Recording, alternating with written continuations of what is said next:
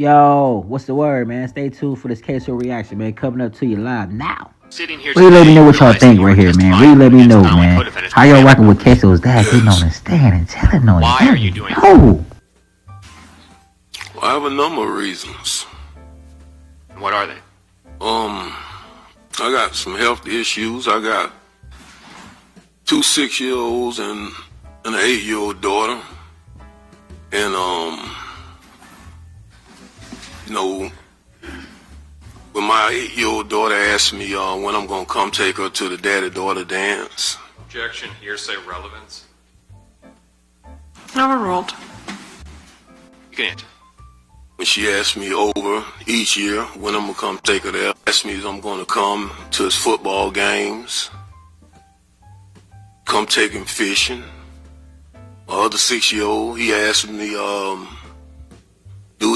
when I'm gonna come see him, when he begging me, please come see me, daddy. He wanna teach me how to play the game, but he don't know where I'm at. You know, things like that. My health issues. What health issues do you have? I have diabetic. I'm diabetic. I'm on high blood pressure. I suffer from congestive heart failure. I just found out June 25th that my Now, coming up, the reaction. Stay tuned for more.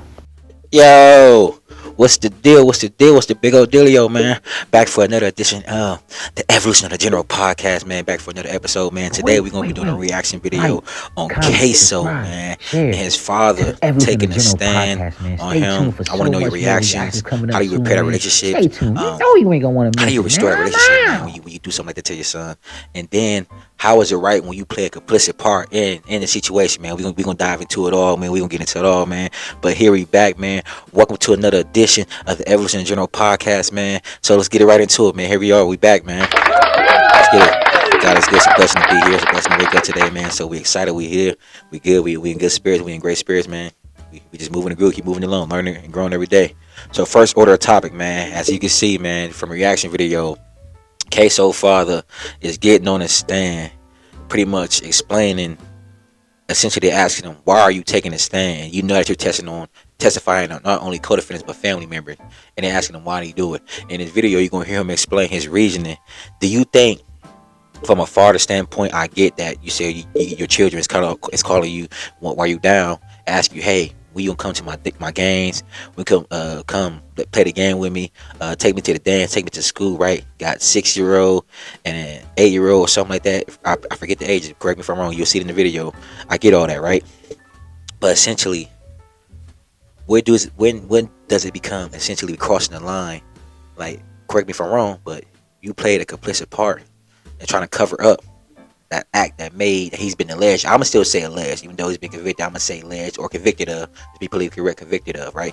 You had compliance in those convictions. So what does it give you the right to essentially jump ship and save your own skin when you was a part of that? Or another perspective is, hey, I tried to help, things were left. Hey son, you gotta eat this. I can't go down with you. I still got 2 of your other siblings to provide for, right? And I know I'm sorry I led you down this path for my mistakes. I wish I would have showed you better, but you got to eat that because that's your actions. I can see both perspectives, but I'm kind of torn in the middle because I understand from a father standpoint you want to be there and provide for yours, but at the same time though, you don't sign your own deficits at the same time though. I get you was in a weird, tricky situation. And from my understanding, you might have been a confidential informant before. I'm not going to put that no smut on your names. I don't know for sure, but it was put out there on previous other YouTube channels. So, hey, y'all want to see that? Go check it out, man. Another guy who I'm really in touch with, Trenches News, man. Go check it out, man, and really stay locked in with that. And go from there.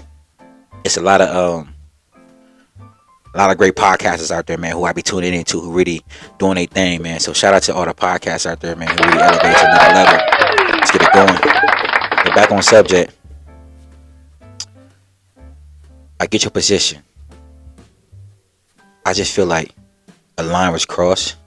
Once you become compliant, you no longer can backtrack your compliance. Essentially, what you're trying to do is backtrack your compliance. Hey, I'm gonna cooperate to pretty essentially get a lighter sentence and essentially get a slap on the wrist for my part in the situation. Even though my part may have been not as severe as a committed acts, but I still played a vital part at that. And then on top of that, man, I'm sitting here on the stand on my own seed, my flesh and blood, something that I created. I just feel as a man, me first, that was my child. I would have took that rap. I'm just speaking for me. I want my child to see be able to live. Hey, I made my choices. If you're down this path, I failed as a father. So do you think it was failure on his upbringing and that him leading him down that path was what ultimately led Ksoo to be essentially convicted of murder? Is it the father's fault?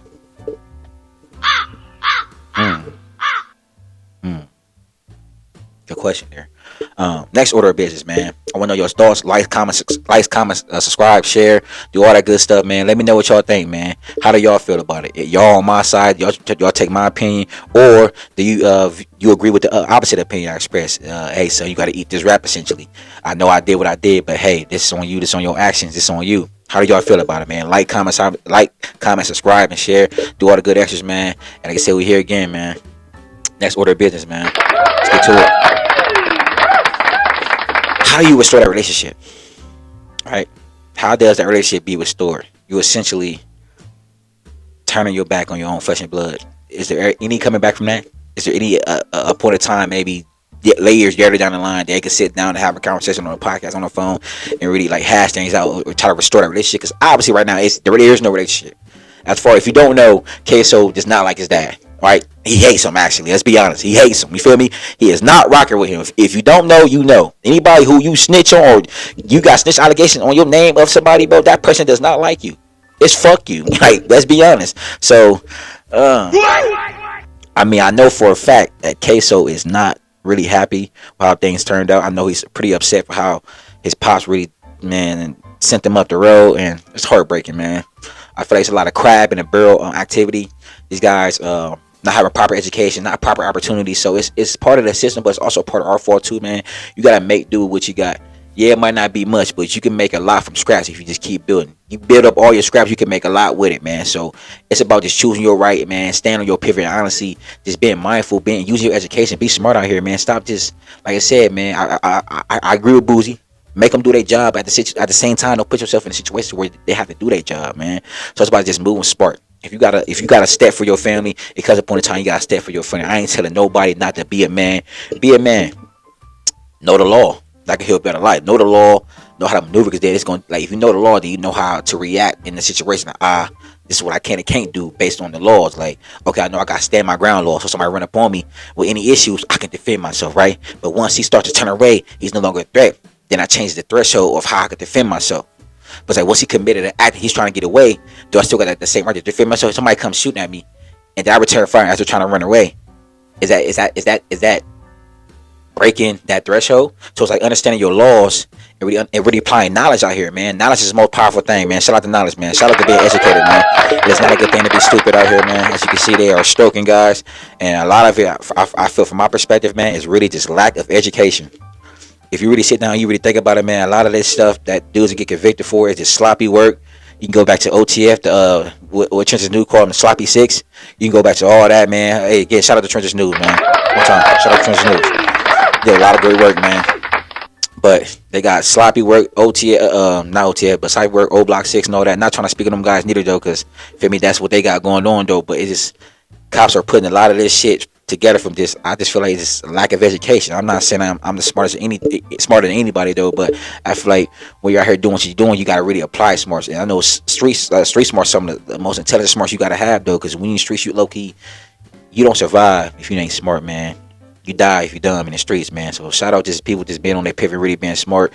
When you're in these situations, man, when you find yourself in a situation, man, best to just, man, do what you gotta do, but it's best really not to put yourself in these situations, man. Honestly, it's best to stay on your pivot, take care of your family, stay out the way, just get some money, man. Because really, a lot of this shit ain't worth it, man. I was just telling my fiance, telling Nate, man, when you got something good, you gotta cherish that, man. You got something going on good in your life, positive, making a lot of money, whether it's podcasts, rapping, sports, YouTube, content creator, whatever you got going on, man. You got something that's really going on. Whether you work at a 9 to 5 with a career attached to it, man, salary, feel me?